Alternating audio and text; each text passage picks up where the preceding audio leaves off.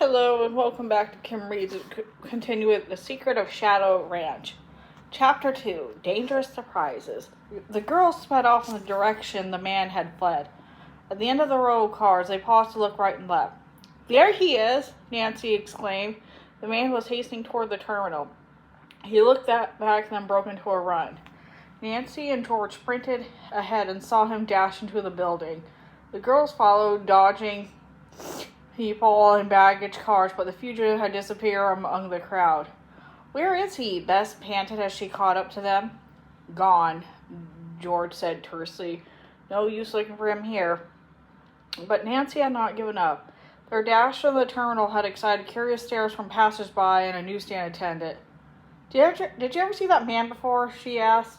The clerk behind the newscaster, the one we were chasing. No, he said. What happened? Did he steal something? Should I call the police? No, thank you, said Nancy, but I'd like to find out who he is.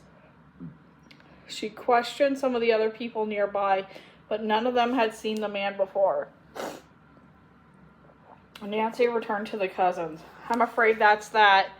As they left the building, Nancy realized that she was still holding the note and tucked it into her knitting bag. One thing we learned, she said, as they crossed the parking lot again, whoever that man is, he's connected with the mystery of the ranch. But why should he want us to keep us away from there? Bess asked. Perhaps the same reason someone wants to drive your aunt and uncle off the property, Nancy replied. When they reached the wagon, Nancy volunteered to drive. George agreed and acted as their guide through the streets of Phoenix. As they left the outskirts, the road stretched before them like an endless white ribbon with brown desert on either side as far as the eye could see. Here and there were dark clumps of sage and salt grass. Beyond the horizon lay the hazy blue shapes of mountains. That's where we're headed, partner, George said with a grin. 150 miles of the hottest, thirstiest ride you ever took. For a while, cars passed. The girls from both directions then grew fewer and fewer. Bess, who was unusually silent, spoke up. What I can't figure out is why anyone would want to take Shadow Ranch from Uncle Ed. It's in very poor condition. George agreed. It's almost as if Dirk Valentine's curse had worked. She told Nancy that shortly after the outlaw's death, Sheriff Humber's fortune had begun to fail. He had been forced to sell the ranch section by section. One large part was now state property on which old Indian cliff dwellings still stood. Finally, Humber lost his property altogether. The next owner had tried to build it up, but suffered bad luck too. Others had followed, and with each ranch had fallen to the worst state of disrepair. Ed Raleigh had been obliged to sink a lot of money into the place, trying to get it into running condition. Nancy had listened thoughtfully. The property must still have some hidden value, she said, if somebody wants it so badly now. For a while, the girls rode without speaking. The wind had risen, and the rush of it past the open windows, combined with the roar of the motor, made conversation difficult. Suddenly, Ness gave a sharp exclamation. Nancy, we completely forgot to tell you about Alice. George slapped her forehead. Good night. What brains we are. Alice who? Asked Nancy. Our cousin, Alice Regor. She's 14, replied Bess. She's staying at Shadow Ranch too.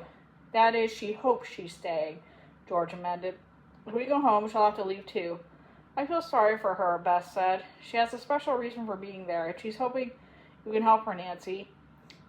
Me? Nancy exclaimed. How? We've told her about you, Bess confessed, and what a good detective you are. Nancy laughed. Now, Bess, you know you don't have to butter me up. Just tell me, what is Alice's mystery? Bess smiled. I knew you tried to help. George explained. Alice's father is missing. He's been gone almost 6 months. She said that Ross Regor had been president of a bank in the suburb of Chicago, where he lived with his family. Someone reported of seeing him enter the bank on the night it was robbed. Mr. Regor has not been seen since. Some of the newspapers implied that he was in a league with the gang, Beth said, but naturally none of his family or friends believed that. From The way the burglar alarm was tampered with, George said, the police were able to identify the gang easily. A few days later, one of them was spotted in Phoenix, but eluded capture. Because of that, Ellis thinks the gang is hiding out in this area and holding her father captive. Or if he was released, he's wandering around here a victim of amnesia. Nancy was instantly sympathetic. That's not much to go on, but I'll do my best. During the past 5 minutes, the wind had been increasing, and Nancy was using considerable strength to keep the wheel steady. Suddenly, a brown, swirling cloud of sand rose ahead of them. "Sandstorm!" she cried. "Close the windows!" Her words were lost as the wind shrieked and the stinging flash of sand hit their faces.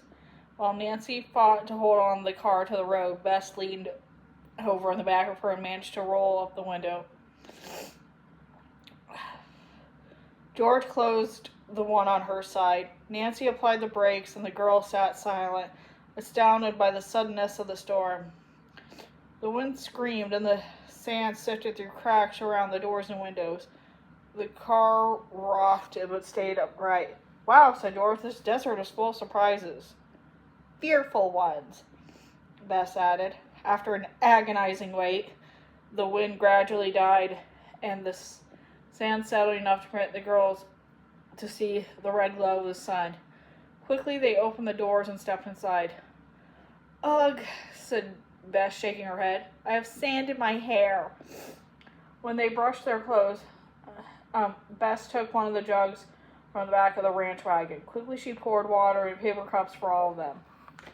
Nancy drank hers thirstily. Good old water," she said with a sigh. "It was wonderful the way you held on the car on the road," said Bess, helping herself to a second cup.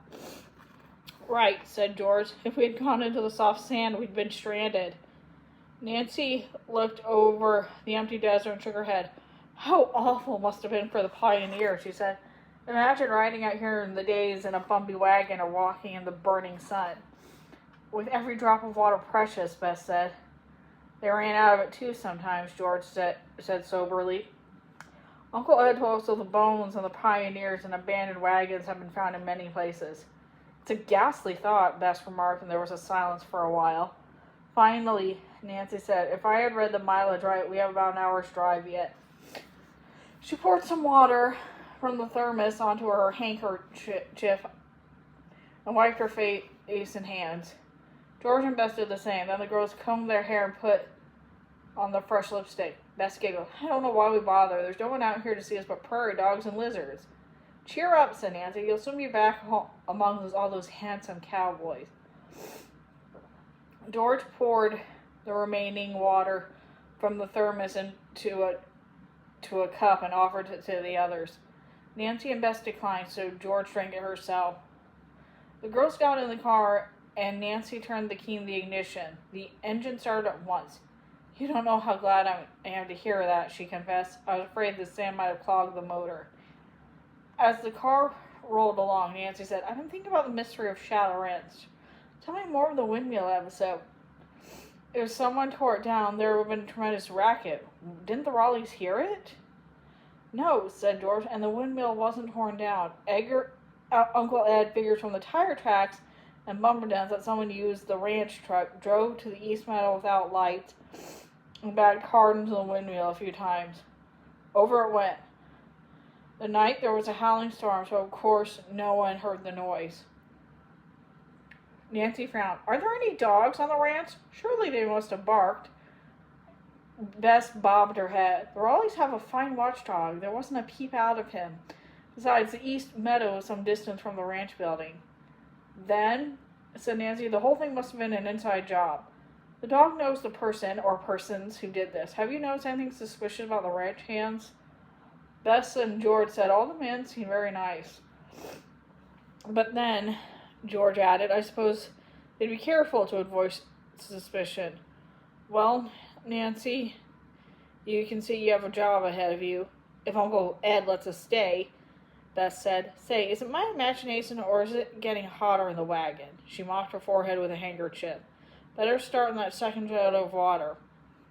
As Bess turned around, Nancy glanced at the temperament gauge. Oh no, she exclaimed, we're overheating. Grimly, she slowed down and stopped. The girls climbed out. Bess leaned out the car window and released the lock of the hood. Nancy and George, using handkerchiefs on the hot metal, tried to lift it, and the hood stuck, and then suddenly flew up. Look out, warned Nancy, unscrewing the radiator cap. She jumped back, pulling. George wished her a steam, and boiling water spouted from the radiator. Are you all right? Bess cried anxiously as she hurried toward them. I am. How are you, George? I'm okay, said George, brushing the moisture from her face and short-cropped hair. Just what I didn't need, a hot bath. Good thing we didn't drink that other jug of water, said Nancy. We need it for the radio. There must be a leak in it, George said, looking worried. The water will run through. It can't be too bad, Nancy reasoned. After all, it came a long way before the trouble started.